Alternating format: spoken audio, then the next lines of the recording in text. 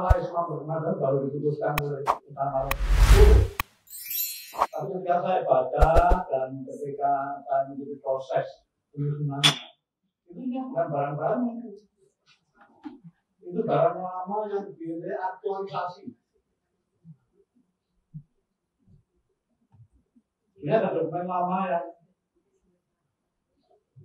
kalau ini wajar kalau dosen-dosen pernah baca. Kesaksian Dr. Sutomo yang di dalam risalah Islam Berkemajuan itu disebut. Ada yang pernah membaca kesaksian Dr. Sutomo? Ya wajar kalau itu, karena itu barang langka dan jarang sekali ditemukan di publik. Kebetulan yang menemukan pertama kali kesaksian Dr. Sutomo itu saya.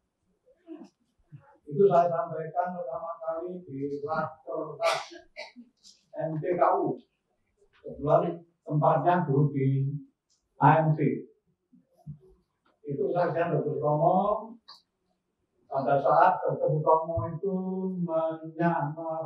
mewakili Profesor Muhammadiyah meresmikan rumah sakit PKU Muhammadiyah yang kedua di Surabaya tahun 1924.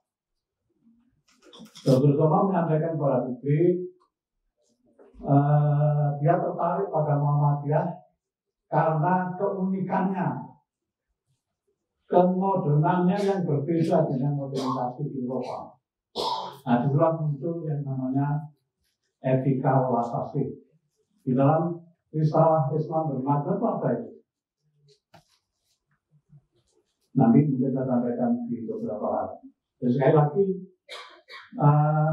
internalisasi itu handar ini kalau orang Jawa. Jadi sebagai orang Muhammadiyah yang menyadari kalau ibadah itu tidak hanya niru, tetapi harus bersumber pada sunnah, nah gitu. Mungkin nanti apa itu risalah Islam Berkemajuan?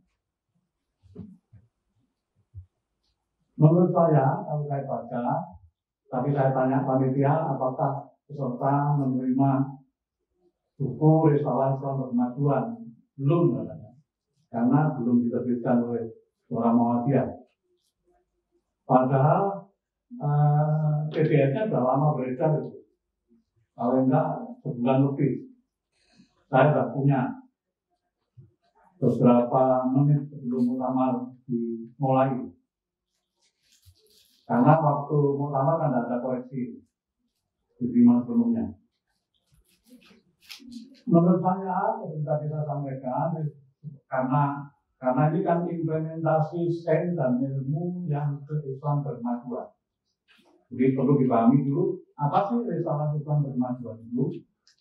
Menurut saya, risalah Islam Berkemajuan itu sebagai rekonstruksi, reaktualisasi gagasan kerukunan Islam sejak Muhammadiyah berdiri 1912. Contoh kerukunan Islam itu gini. Jadi Islam itu solusi. Islam itu problem solving.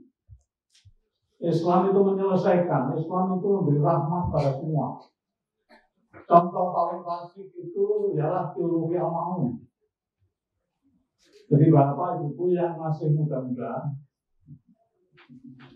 mungkin saya yang paling kuat ini adalah muda sudah 70 lebih.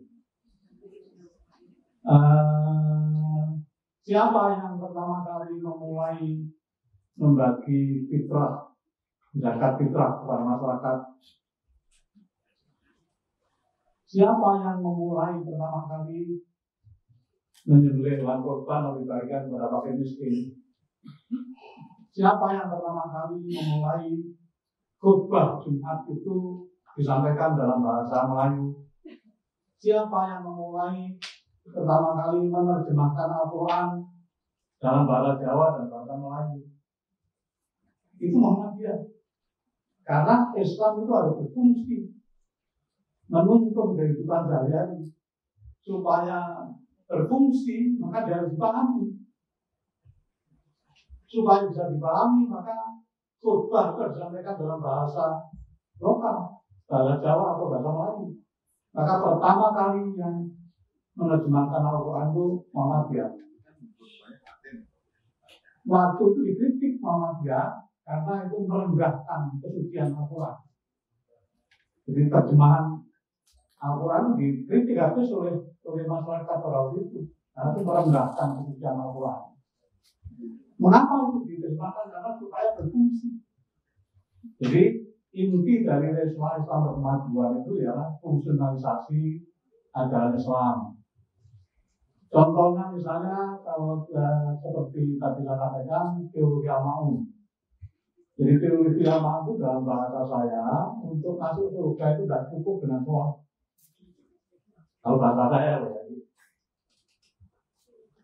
Kalau hanya sholat saja tetapi tidak peduli pada sesama yang menderita itu berarti pengingkaran pada Tuhan. Itu dalam bahasa saya sekali lagi ya. Kalau nanti Anda baca sekali lagi itu kan adalah sebuah pendustaan pada Tuhan. Apabila seorang menyatakan beriman dan sholat, tetapi tidak peduli pada sesamanya yang menderita. Jadi sekali lagi Islam berkemajuan itu adalah jawaban atas pertanyaan bagaimana menempatkan Islam sebagai solusi problem kemanusiaan besar. Hal ini juga bisa dicari dalam pernyataan-pernyataan Ketua Umum Muhammadiyah hasil Muktamar Makassar dan dikukuhkan kembali di Muktamar Solo, Prof. Haidar. Selain di dalam buku nanti di Risalah Islam Berkemajuan. Berikutnya, nah ini ada yang pernah membaca dokumen keputusan Tanwir Muhammadiyah 1971?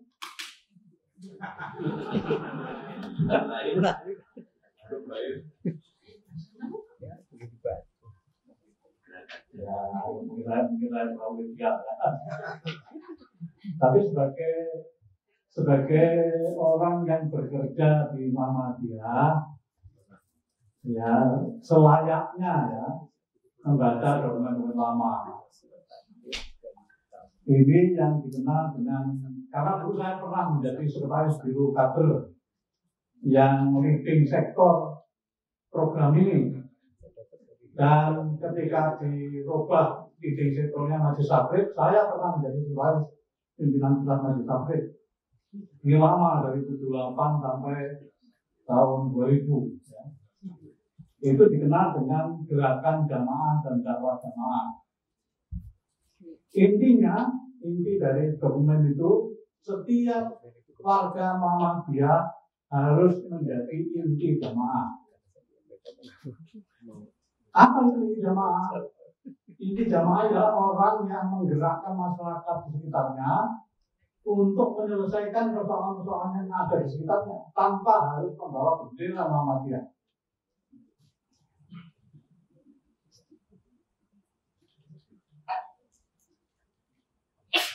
Nah, sayang memang program ini tidak berjalan dengan mulus, walaupun kemudian dipraktekkan di lapangan dimanapun ada orang Muhammadiyah, di mana saja dia berada, pasti ada kemudian dalam perkembangannya ada gerakan-gerakan, entah mungkin pengajian RT, lalu ada musola baru, ada sampai kemudian ranting baru. Itu kita praktekkan juga ketika saya tinggal di Jogja mulai tahun 78, pindah-pindah jadi kontraktor. Jadi kemudian ketika saya menjadi pegawai Kanwil Kemenang DIY, lalu saya menempati rumah dinas di Rembang. Waktu itu bayangan saya kota gede itu mesti kota santri. Ternyata di pinggirannya itu enggak, ternyata abangan berangan gitu. Maka istri saya bersama istri Pak Rosa lalu mengembangkan pengajian. Itu tahun 87-88. diikuti oleh ibu-ibu sekitar, belajar sholat, karena orang-orang sudah sepuh-sepuh, jadi ngajarnya tidak seperti anak-anak. Kalau di sendiri kan baca huruf Arab kan nggak bisa, banyak yang nggak bisa, sehingga dibaca bersama. Sehingga secara tidak langsung ibu-ibu itu belajar sholat bersama. Karena kalau sendiri kan malu. Kalau baca nggak benar kan malu. Tapi 20 tahun kemudian berdirilah ranting Muhammadiyah, ranting Aisyah, ranting NA di sekitar, nanti bisa dicek.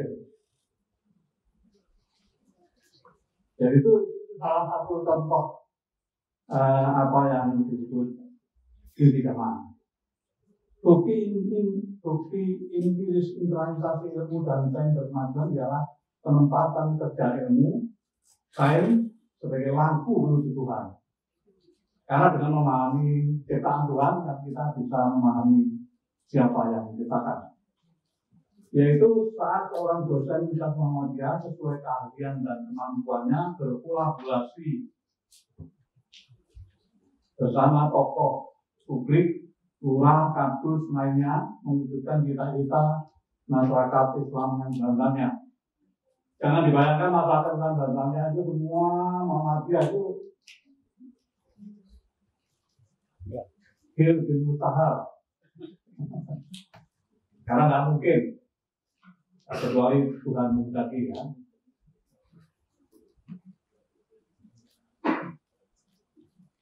Jadi mesti bekerjasama dengan masyarakat sekitar, mewujudkan idealisme masyarakat sekitar negaranya secara bertahap.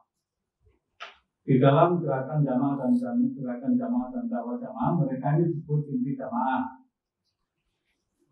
Inti jamaah ialah orang yang menugaskan dirinya sendiri, dan tidak ada tugas dari ranting dan siapa, nggak ada, dirinya sendiri yang ditugaskan sebagai penggerak masyarakat di mana mereka tinggal untuk bisa hidup lebih sehat, lebih nyaman, dan lebih sejahtera secara sosial ekonomi. Walaupun tidak atas nama Muhammadiyah. Jadi lanjut, ya nanti ada waktu tanya jawab.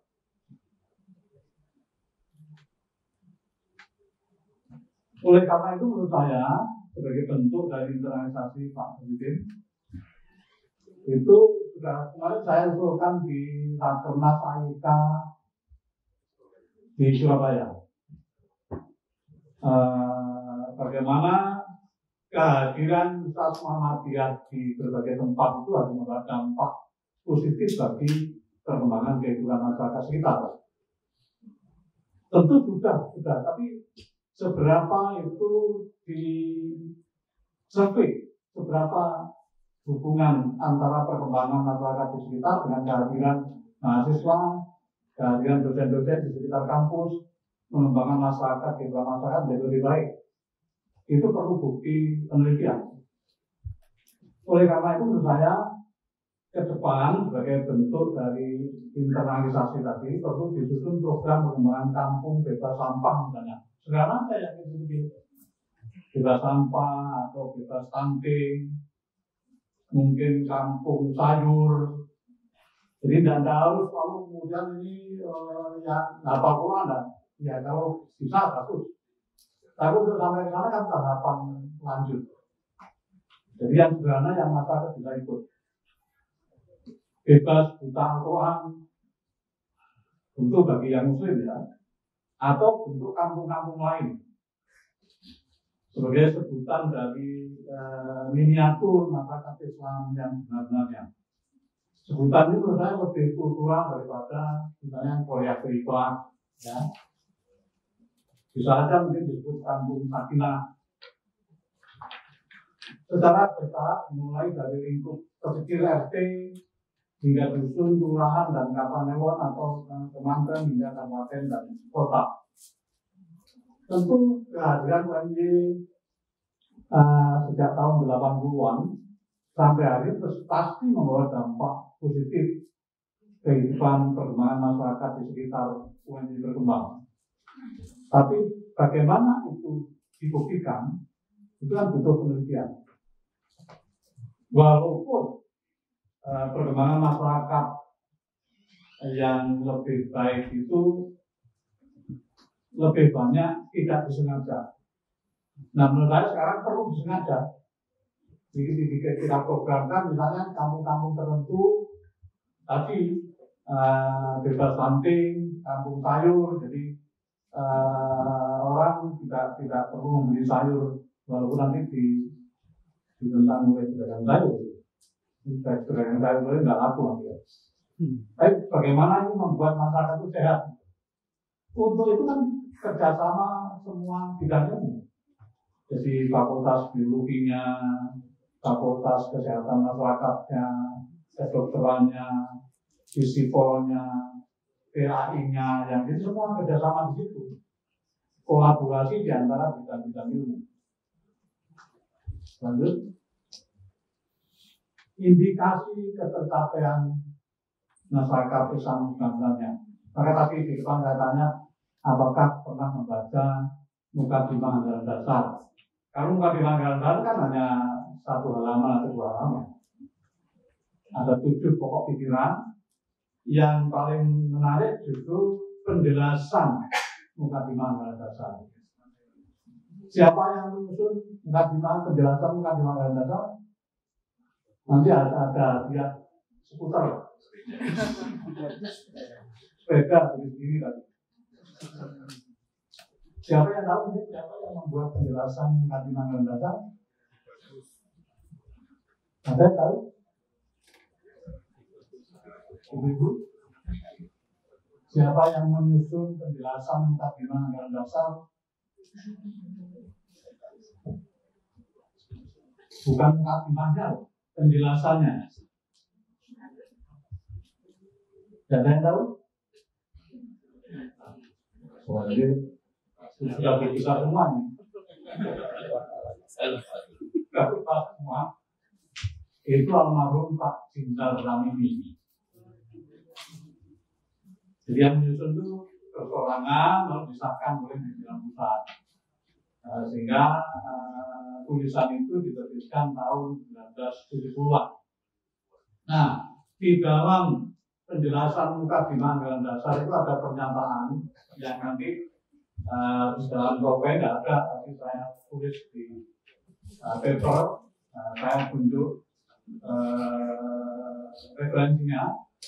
Jadi ketercapaian masyarakat pecahan agamanya itu adalah salah satu di antaranya yang ketika kesejahteraan luas merata. Kesejahteraan luas merata itu ada di kepribadian Muhammadiyah yang lebih dulu ada. Ya. Kalau mukadimahnya lebih dulu dari kepribadian, tapi penjelasannya lebih kemudian dari kepribadian. Di dalam kepribadian pun juga dijelaskan, misalnya melaksanakan usaha dalam kepribadian Muhammadiyah fungsi Allah. Jadi ini kembali lagi mengapa ini saya sampaikan di sini, karena fungsi amal usaha Muhammadiyah itu adalah kepanjangan dari usaha Muhammadiyah di dalam anggaran dasar untuk mencapai tujuan, untuk mewujudkan tujuan. Tujuan Muhammadiyah itu adalah menegakkan dan menjunjung agama Islam sehingga terwujud masyarakat Islam yang sebenar-benarnya. Gambaran kita masyarakat yang benarnya itu ketika masyarakat semua anggotanya Islam, kan? Itu bertentangan dengan Quran itu. Lalu apa wujudnya? Wujudnya ketika Islam yang dipahami Muhammadiyah menjadi referensi masyarakat di dalam pengembangan hidupnya. Oleh karena itu, UMB ini punya tanggung jawab untuk melaksanakan usahanya menuju tujuan terwujudnya masyarakat Islam yang benar-benarnya, di mana kesejahteraan, kebaikan dan kebahagiaan luas mata. Ini bisa diteliti loh ya, jadi bisa menjadi tugas dosen-dosen untuk meneliti apa indikasi orang bahagia itu, apa indikasi dari sejahtera itu bisa diteliti untuk membantu nanti. Saya kira banyak tema-tema penelitian yang bisa dilakukan dalam kaitan dengan implementasi ilmu berdasar Islam berkemajuan.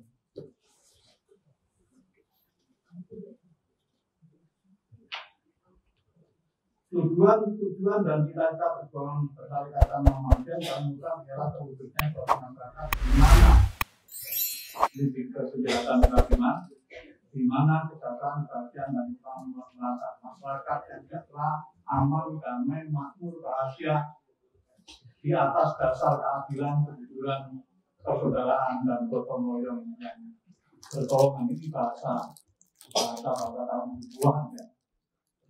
Sejarahnya bahasa Pakuda. Mungkin lanjut.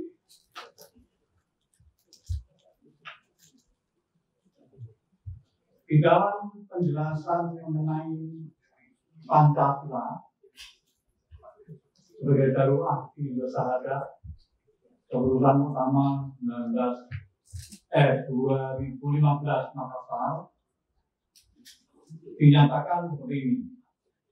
Jadi keputusan utama ke-47 Makassar tentang Pancasila sebagai Darul Ahdi wa Syahadah negara kesepakatan dan kesaksian menyatakan secara garis besar tentang Muhammadiyah untuk membangun negara Pancasila dengan pandangan Islam yang berkemajuan. Islam yang benar-benar menyampaikan benih-benih kebenaran, kebaikan, kedamaian, keadilan, kemasyarakatan, kemakmuran, dan terutama hidup secara benar bagi seluruh manusia. Ini perlu dinyatakan supaya bahwa apa yang dilakukan Muhammadiyah itu bagian dari membangun bangsa. Dengan kerjasama dengan bupati, dengan camat, dengan gubernur, itu bisa dilakukan untuk merealisasikan tujuan berbangsa itu. Mungkin lanjut.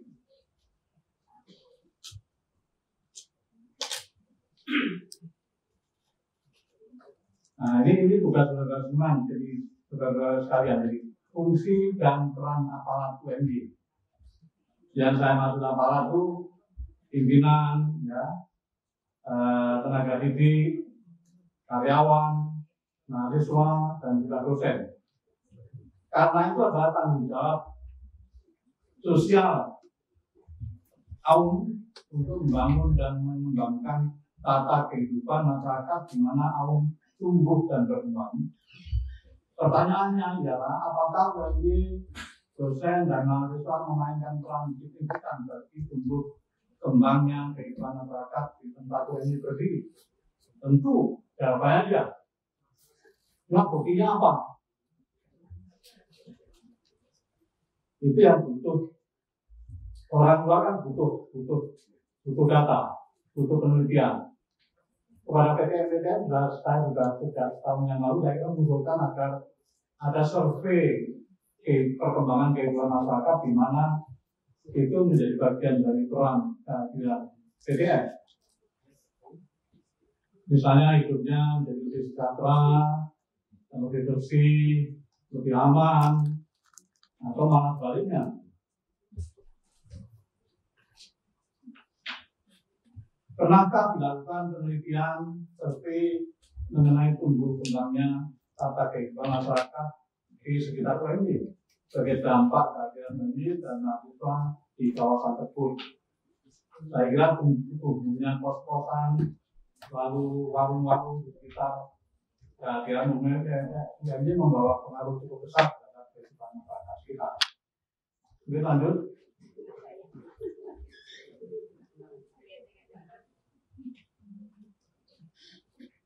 Etika melatasi dalam kritik modernitas. Jadi begini, berita kita sampaikan, dan ini menjadi apa ya, energi, menjadi ruh, menjadi paradigma dari Muhammadiyah ketika bersama meresmikan rumah sakit Muhammadiyah yang kedua 1924. Yang pertama kan di Jogja 1923.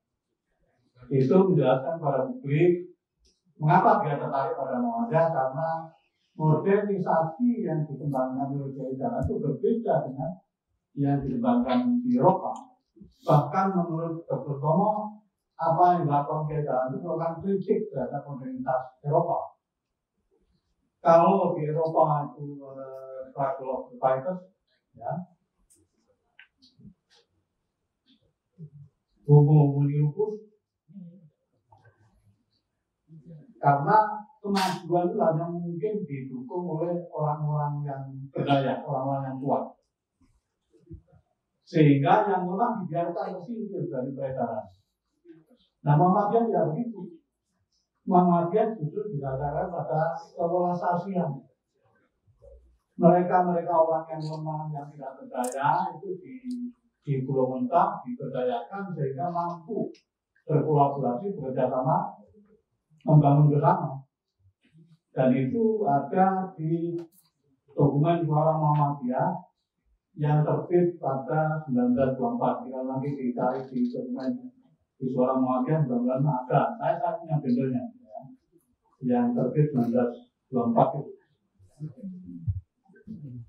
Sehingga misalnya pada Kongres 1921, Kongres Islam 1921, Muhammadiyah mengusulkan kepada publik Islam agar masyarakat Islam mendirikan sekolah. Caranya bagaimana? Di antara 40 orang yang tinggal di satu tempat, itu masing-masing mengumpulkan apa yang dia punya.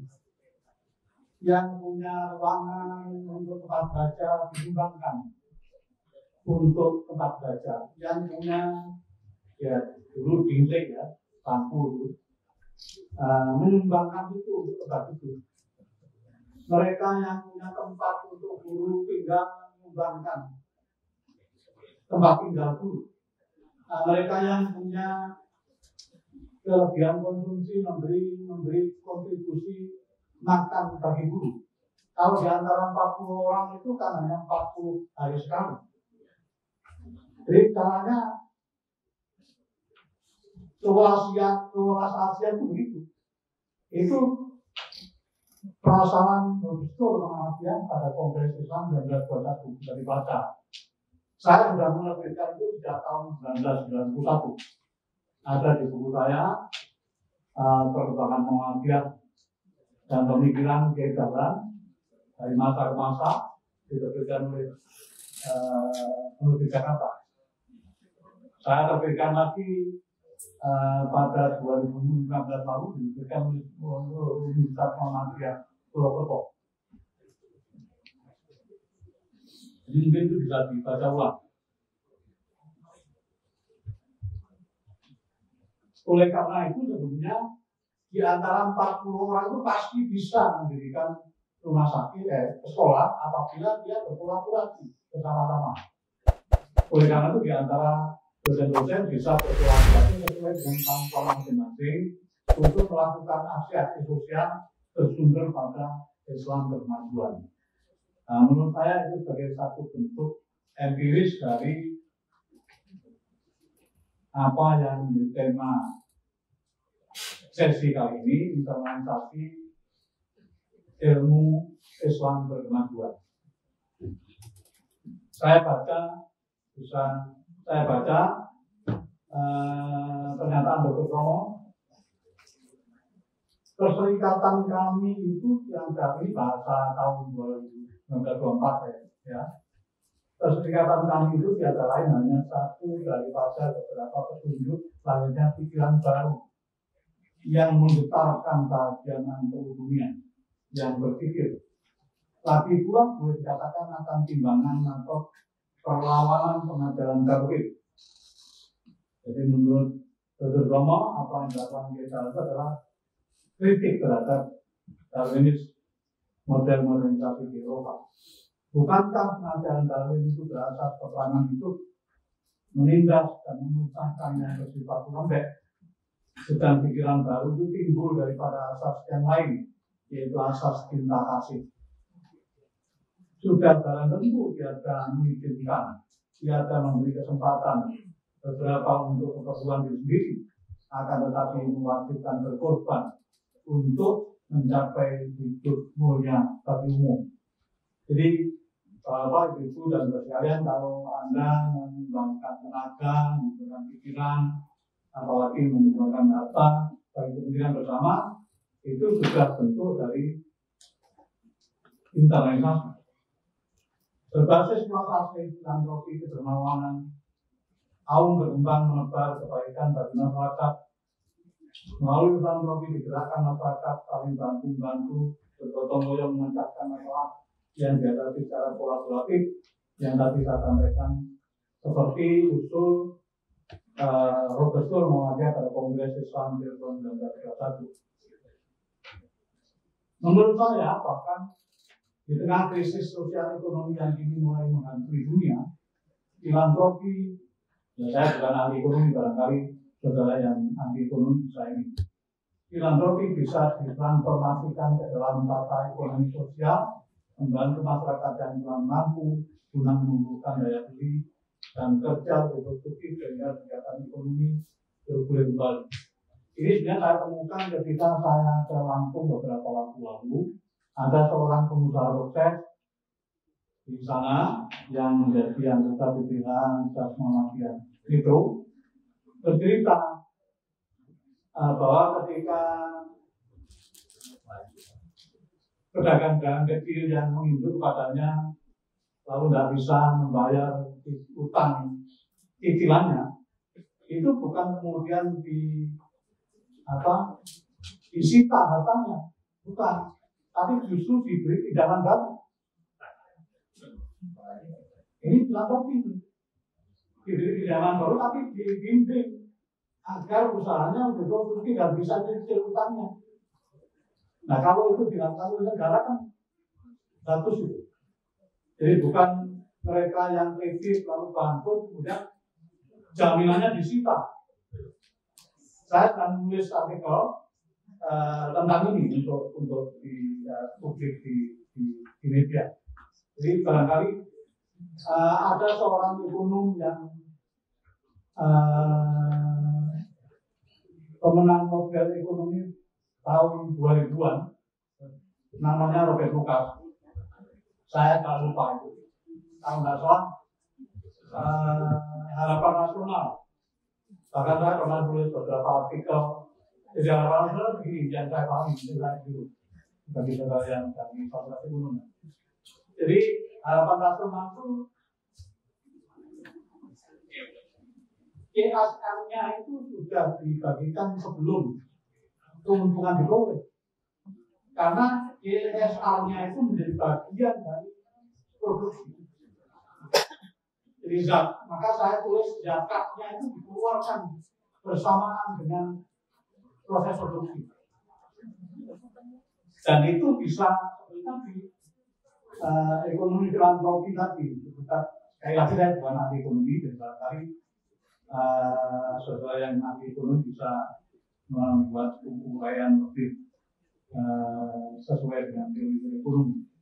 Bapak, Ibu, dan saudara sekalian, itu yang bisa saya sampaikan. Jadi kalau penjelasan lebih lanjut nanti bisa saya tinggal di besok ini, di mana bisa dibaca referensinya lebih lanjut ya, supaya nanti Bapak bisa mengembangkan lebih lanjut dari apa yang saya sampaikan di sini. Sekali lagi usul saya supaya tidak hanya jadi omongan saja, jadi kita ceramah, dengarkan, itu lagi ceramah lagi gitu. Maka menurut saya usul agar LPPI mendorong pada dosen-dosen agar mempunyai proyek sosial di mana dia tinggal, mengembangkan masyarakat, berkolaborasi di antara berbagai disiplin ilmu, mungkin satu kelompok rumah tangga, seperti tadi sebenarnya aja yang jangan daki-daki yang surga itu tersatu banda. Nggak usah kita pikir, yang penting kita beramal. Jadi seperti ini jangan tidak perlu simbol-simbol Islam kadang-kadang karena persepsi tentang Islam itu seperti yang dipersepsikan teman-teman radikal, maka Islam seringkali menakutkan banyak orang. Seperti Anies ini karena agak susah karena seolah-olah mengusung Islam. Dan Islamnya Islam yang konservatif. Mereka yang abangan kan takut nanti disunat. Maka bukan berarti membenarkan itu. Yang penting adalah bagaimana substansinya. Substansinya itu kemanusiaan. Koyunas tanpa ulinan. Sebaik-baik manusia adalah yang bermanfaat bagi orang lain. Sebaik-baik warga Muhammadiyah yang baik itu ialah yang berguna bagi utamanya sesuai dengan kemampuannya. Jadi kalau ada kedokteran, atau ada kedokteran gigi, kemudian ada perawat, ada biologi, ada pertanian, ada psikol, komunikasi, itu bekerja bersama, mengembangkan satu kehidupan di masyarakat, itu dampaknya akan luar biasa. Mungkin 10-20 tahun lagi tidak akan terasa kehidupan masyarakat mendekati apa yang diajarkan Muhammadiyah, itu masyarakat Islam dan lain-lain. Demikian Bapak Ibu sekalian. Terima kasih. Assalamualaikum warahmatullahi wabarakatuh.